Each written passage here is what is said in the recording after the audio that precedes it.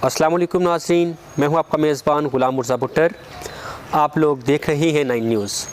हमारे प्रोग्राम का नाम है पार्लियामेंट से पाकिस्तान। आज हमारे प्रोग्राम का मौजू है खलाई मखलूक, कोहिनूर और क्लाइमेट चेंज। हम बात करेंगे खलाई मखलूक के ऊपर। नाज़रीन, एक मरतबा रियासत पाकिस्तान के अंदर तमाम सरमायादारों ने इकट्ठे होकर ना आटा, चीनी, चावल महंगा कर दिया। अब उन लोगों ने आटा महंगा क्यों किया था? उन्होंने आटा, चीनी, चावल महंगे क्यों किए थे? ये वो इसलिए कि रियासत के शहजादे ने इन तमाम सरमायादारों के ऊपर, जागीरदारों के ऊपर, फैक्ट्री मालकान के ऊपर टैक्स लगा दिए थे। अब टैक्स का इंतकाम लेने के लिए उन्होंने इस तरह किया कि जो ना आटा, चीनी, चावल ये महंगे कर दिए। अब उन्होंने किसी न किसी सूरत में इंतकाम तो लेना था। पहले उन्होंने आटा, चीनी, चावल गायब कर दिया। ज़ाहिर सी बात है, जब एक चीज़ गायब हो जाएगी तो रियासत को ये चीज़ें बाहर से इंपोर्ट करनी पड़ेंगी, और जैसे ही वो बाहर से इंपोर्ट करेंगे तो वो महंगी हो जाएंगी और उसका रेट भी बढ़ जाएगा। जैसे ही उन चीज़ों का रेट बढ़ा तो उस रियासत की आवाम जो है अपने शहजादे के खिलाफ बगावत में उतर आई। अब इसमें ना कसूर तो शहजादे का था और ना ही आवाम का था, इसमें कसूर था थर्ड मैन का, सरमायादार का, जागीरदार का, फैक्ट्रियों के मालकान का, जिन्होंने इन तमाम चीज़ों को गायब किया था। अब उस रियासत की खलाई मखलूक ने थर्ड मैन का पता लगा लिया था। थर्ड मैन को जान के लाले पड़े हुए थे। अब उस थर्ड मैन ने किराए के टट्टुओं को अपने साथ मिलाकर खलाई मखलूक के खिलाफ प्रेस कॉन्फ्रेंस करना शुरू कर दी थी। वो किराए के टट्टू, वो सरमायादार, वो जागीरदार, वो फैक्ट्रियों के मालिक जो हैं, वो रियासत के खिलाफ बगावत कर रहे थे और ये कह रहे थे कि इस रियासत का सारा निज़ाम जो है वो खलाई मखलूक चला रही है। इस बात के ऊपर किसी ने भी कान ना धरे। दूसरा मौजू था हमारा कोहिनूर हीरा। ये क्या है? एक रियासत के मालिकों ने अपनी उस रियासत का प्राइम मिनिस्टर बना दिया। मौला अली का कौल है ना कि जिसके ऊपर तुम एहसान करो उसके शर से बचो। उस कोहिनूर हीरे का कोई ना कोई नाम तो होगा ना। उस कोहिनूर हीरे का नाम था मरियम। कोहिनूर हीरा रुबीना नामी खातून को पहना दिया, जो उसके बाद मरियम बन गई। अब उसने कहा कि बाबा मेरा नाम तो रुबीना है, फिर आप मुझे मरियम क्यों कह रहे हैं? कहते बेटा बस आज के बाद आपका नाम मरियम ही है और आप इसी नाम से पुकारी जाएंगी और दुनिया भी आपको इसी नाम से याद करेगी और इंटरनेशनल लेवल के ऊपर भी आपका यही नाम होगा।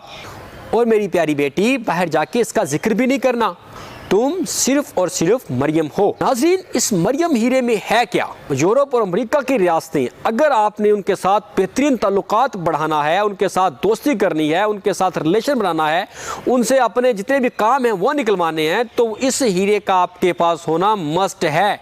क्योंकि उन रियासतों के अंदर, यूरोप और अमेरिका के अंदर जो नाम मरियम है, ये उनका सबसे मुक़द्दस नाम है। किसी भी रियासत के अंदर मज़हब जो होता है वो अफ्यून का काम करता है।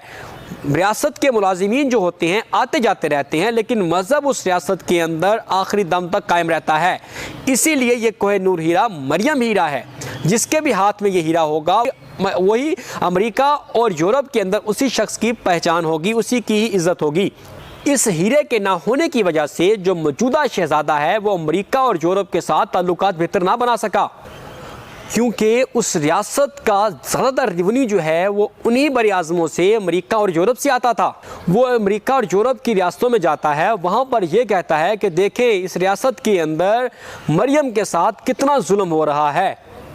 तो वो रियासतें कैसे हमारे साथ ताल्लुकात बेहतर बनाएंगी जब उनके सबसे मुक़द्दस नाम की हम कदर नहीं कर रहे। पिछले दिनों दो जमहूरी जमातों के दरमियान लड़ाई हुई तो ये तासुर दिया गया अमेरिका और यूरोप को कि यहाँ पर मरियम के साथ जुल्म हुआ है, मरियम के साथ नाइंसाफ़ी हुई है, मरियम के ऊपर जुल्म किया गया है। इस वक्त मौजूदा शहजादे को चाहिए कि किसी भी मरियम नामी हीरे को हासिल करे, किसी भी मरियम नामी हीरे को हासिल करे और यूरोप और अमेरिका के ऊपर जाकर छा जाए। नाज़रीन, तीसरा टॉपिक हमारा है क्लाइमेट चेंज। बड़ी अच्छी बात है कि दरख्त लगाने चाहिए, लेकिन कौन से दरख्त कहाँ पे लगाने चाहिए ये सवाल है। जाएं और जाकर लगा दें बिलियन ट्री, जाएं और जाकर लगा दें पौधे, जाएं और जाकर लगा दें दरख्त, लेकिन उन्हीं के अंदर एक दुश्मन भी बैठा था। उसने कहा ठीक है तुम बिलियन ट्री लगाते हो, जाओ लगाओ बिलियन ट्री, मैं तुम्हारे खेतों को बंजर कर दूंगा।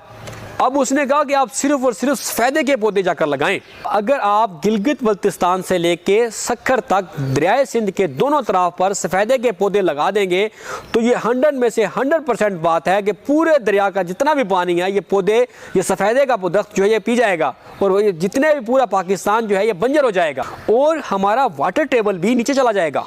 इसीलिए रियासत पाकिस्तान को चाहिए कि सफ़ेदे के दरख्त जो है जहाँ लगाने की जगह है वहाँ लगाएं।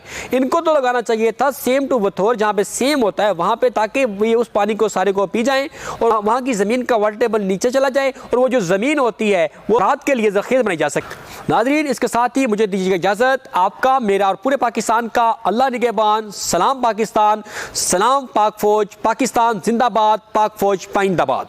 Thank you.